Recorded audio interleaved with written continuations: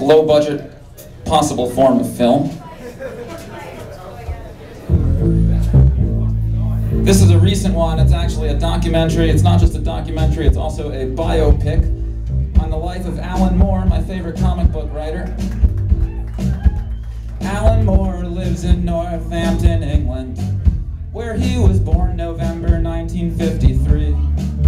He was a comic reading loser, then a teenage drug abuser, then expelled for selling students LSD. At 19, he was broke and he was married. Cleaning toilets was the job that he was worth. After further desperate stages, he was making comic pages, the only less respected job on earth. For NME and Sounds and other little papers, he drew small comics like Maxwell the Magic Cat. He soon began writing all sorts of 5-page science fiction shorts for Doctor Who and British comic books like that. Then a magazine called Warrior got started and let him write some longer comics than before. So he started Marvel Man and V, which blew away the industry, but at first were black and white and quite obscure.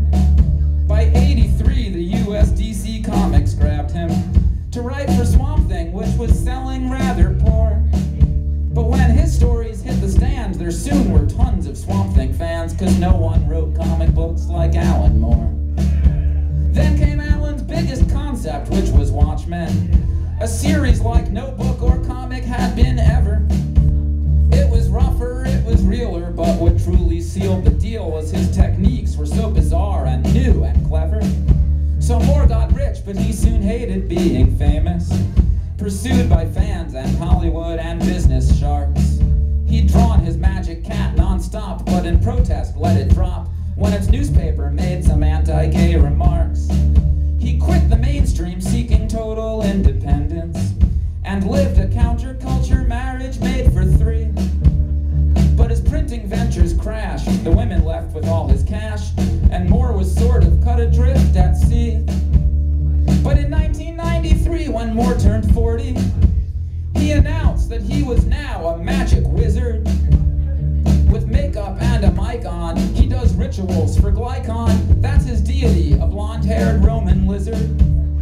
His philosophies inform his scripts and novels. He now sees writing as a supernatural act. He hexes films of his old comics, rejects his name appearing on them, and he refuses all the money too, in fact. In Promethea, he wove in the Kabbalah. From hell explored how myths shape modern life.